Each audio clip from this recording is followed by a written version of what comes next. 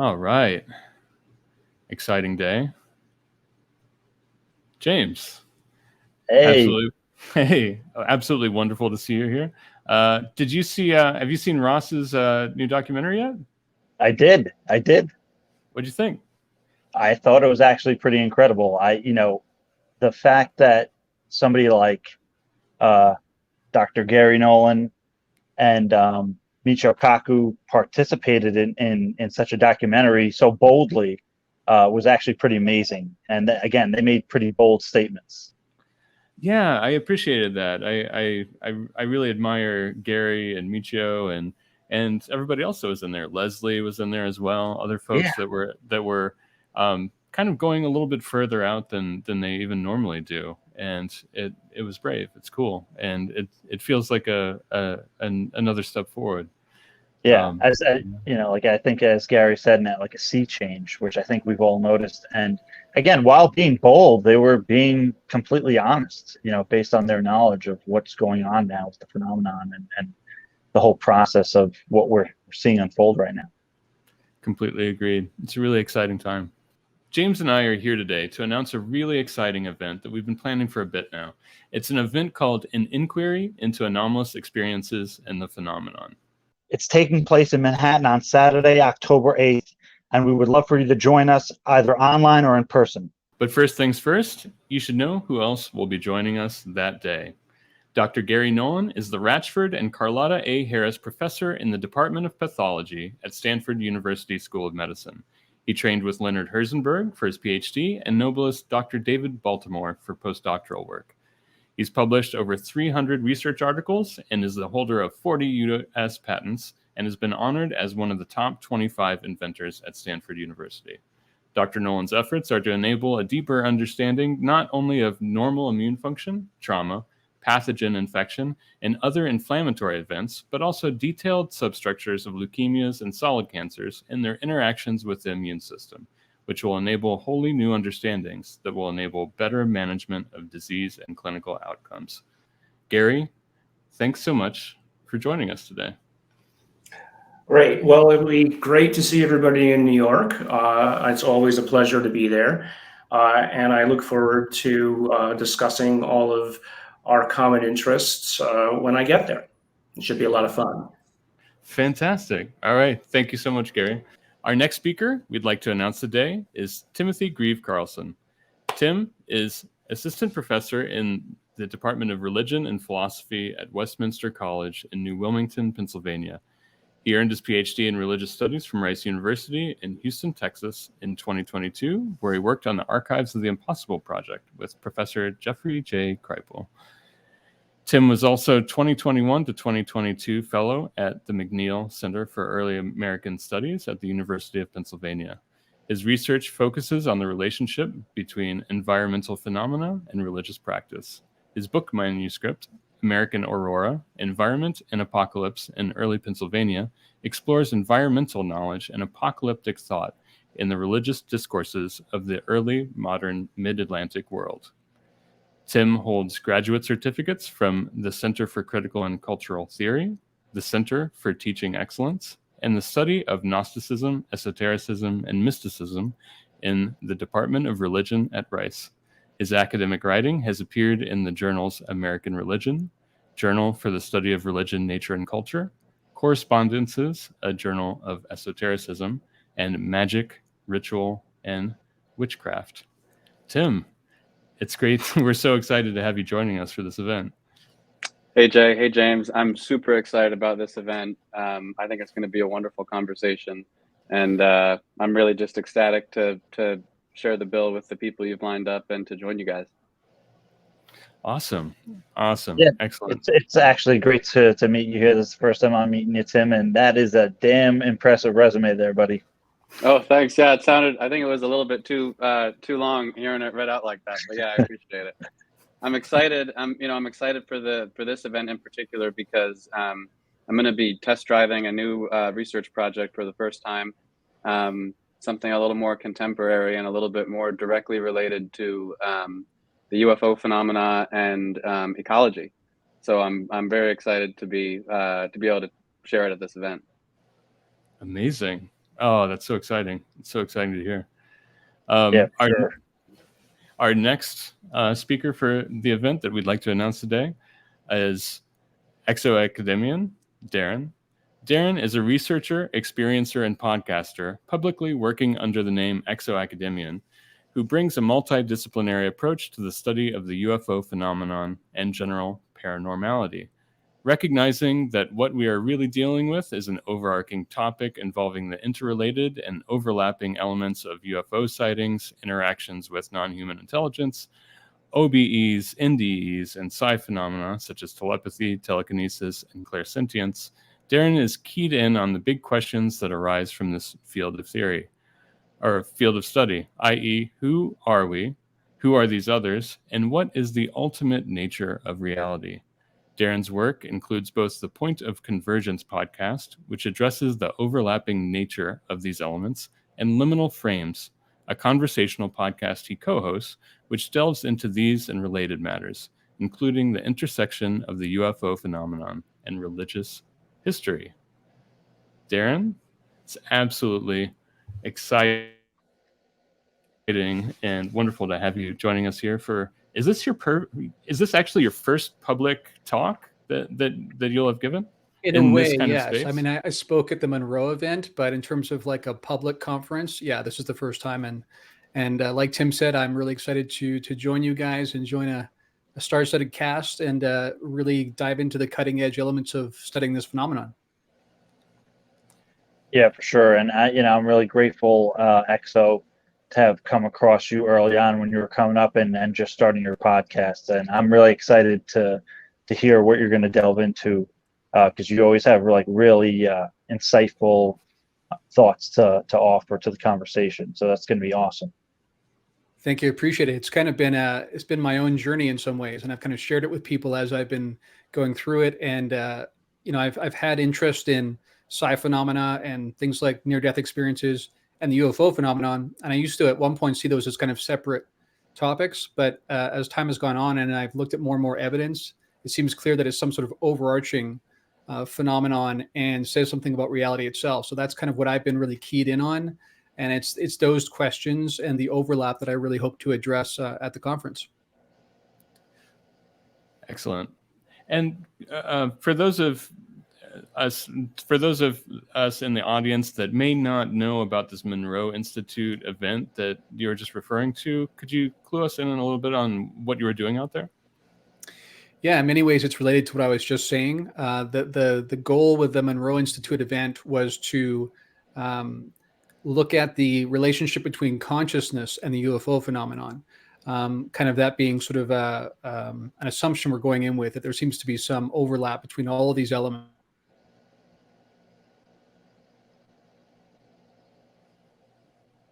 Actually, make contact, use C5 and the heist protocols. But we also worked on some telepathy, some clairvoyance stuff. We had different exercises to do with lucid dreaming. We, of course, used astral projection because this was the Monroe Institute, which is famous for the hemisync kind of technology they developed. So the goal of this event was to take all of these different elements, put them together, experiment together as a group, and see what we can learn about the phenomenon in general. Absolutely amazing. That's fantastic. And I think that's cutting edge. I think we need more of that in the field right now. Looks like we lost Darren for a second here. I hope he's coming back. I'll wait until I ask my next question. Sure. Yeah. Uh-oh. All right. We'll hope he bounces back. Oh, there he is. Great. At what point did that cut out? Actually, right after, right when you finished, which is amazing. Yeah. So perfect. Good. All right. Good. And Tim, I met you earlier this year at the Archives conference down at Rice, and as I stated earlier in your bio, you've worked on the Archives of the Impossible, both the event itself and the archives themselves. Can you tell us a little bit more about that? Yeah. So like as you said, Jay, I did a PhD at Rice with Professor Kreipel, and while I was there, Jeff was organizing this really exciting and unique project at Rice in the Woodson Center for Research at the library at Rice, which began actually with the donation of the papers of Jacques Vallée, who you guys have probably never heard of, and and so that's how it started. Jacques wanted an archival home for his life's work, basically, and Jeff decided to make that happen. Once Jeff started doing that, and he's told this story a few times, he heard from Whitley Strieber, who also had a pretty enormous collection of archival material, letters actually that people wrote to Whitley after the publication of Communion. The next major collection that appeared was Ed May, the director for the Project Stargate. And so pretty quickly, the collection blossomed, and it became a real endeavor to catalog everything, work with the donors, bring it all together. It was a labor of love that took place over a period of years and ultimately culminated in this really great conference that I met Jay at and a lot of other people, where we were able to have our major donors give plenary talks. And I think it was just a really kind of affirming event for everyone there that these topics are legitimate. There's different ways to study these topics, and those differences in our methods are valid, right? And yeah, so that's how I met Jay, and that project, it's almost hard to believe that I'm no longer there, because that was my work for a long time.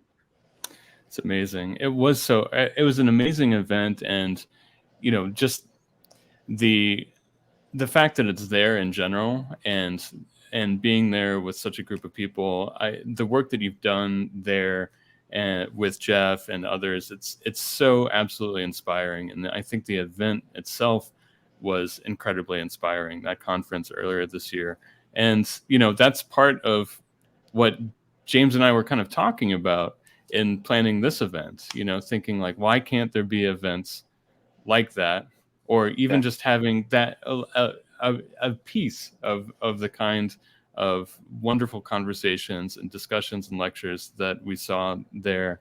And why don't we have that in New York? Why doesn't the East Coast in general have more conversations like this? And and it kind of blossomed from there a little bit in the last few months. Wouldn't you say, James? Yeah, absolutely. And there aren't things like this on the East Coast, and especially in New York. And it's curious. And I think that, having people such as yourself, Tim, and Exo, or Darren, and Dr. Garry Nolan, to speak at an event, it's a public event in New York City, is a powerful message, and it's really like a demonstration of the sea change and where we are at now. We're having this open public conversation in the middle of New York City, with all these individuals in a very serious manner, and not to degrade research or in any way at all, but it's not maybe what you would say is a typical ufology event. These are all people who are very serious and dedicated to the study of the phenomenon and the experiences thereof, and hence the title. So I think that there's power in doing something like this, and hopefully we're setting the scene and the stage for things to come, and to show where the conversation, how far it has come now. That in the center of New York City, we have academics and really bright people and experiencers coming together for an event to talk about this openly, like we should be. Absolutely. Completely agreed. And as James and I were inspired by that conference earlier this year, and, we were joking about it earlier, because we thought, in looking at why aren't there more events in New York City with covering these kinds of topics? And there's that old phrase, right? If you can make it there, you can make it anywhere, right? And people don't often think of kind of the inverse of that phrase, is that it's easier to put on anything outside of New York City. New York City is a very challenging place to do a major event, but we're really looking forward to it today. And last for today, but certainly not least, Ralph Blumenthal, a distinguished lecturer at Baruch College of the City University of New York, and summer journalism instructor at Phillips Exeter Academy, was an award-winning reporter for the New York Times from 1964 to 2009, and has written 7 books on organized crime and cultural history. He led the Times Metro team that won the Pulitzer Prize for breaking news coverage of the 1993 truck bombing of the World Trade Center. In 2001, Blumenthal was named a Fellow of the John Simon Guggenheim Memorial Foundation to research the progressive career and penal reforms of Warden Louis E. Laws, quote-unquote, the man who made Sing Sing sing. The book on Warden Laws, Miracle at Sing Sing, was published by St. Martin's in June 2004. During the coronavirus pandemic, he has contributed articles to the Times and other publications, worked from home on his Baruch Archives blog, An Adventure in Democracy, and given virtual talks on his new book, The Believer, Alien Encounters, Hard Science, and the Passion of John Mack. For more than 45 years, Blumenthal led an extensive and illustrious career at the Times as Texas correspondent and Southwest bureau chief, arts and culture news reporter, investigative and crime reporter, foreign correspondent, and Metro and Westchester correspondent. He began his journalism career as reporter, columnist for the Grand Prairie Daily News Texan in 1963. Blumenthal earned a Guggenheim Fellowship in 2001, a Columbia University Graduate School of Journalism Alumni Award, and the Nyman Foundation's Worth Bingham Prize for distinguished investigative reporting on U.S. air crashes. He was named a Townsend Harris Medalist of the City College Alumni Association in 2012 and inducted into the CCNY Communications Alumni Hall of Fame in May 2010. Since 2010, he has taught journalism in the High School International Summer Program of Phillips Exeter Academy in Exeter, New Hampshire, and in 2010 was named a distinguished lecturer at Baruch College, where he taught journalism and currently oversees historic collections in the Newman Library Archives. Ralph, it's a huge honor to have you joining us for this event. Jay, thank you so much for that long introduction. I'm humbled. Anyway, it's a pleasure to be joining you for this program. And, you know, you're talking about New York City as a location. We've had our sightings in New York City, too, which kind of surprised me when I looked up some of the statistics. But, you know, you'd think that California always leads the way in UFO sightings, maybe because more people spend time out of doors there. But New York City has had its share. I was amazed to find that out. And so it is a good location for the subject. And it'd be a real pleasure to join you all on October 8th. I'm really looking forward to it.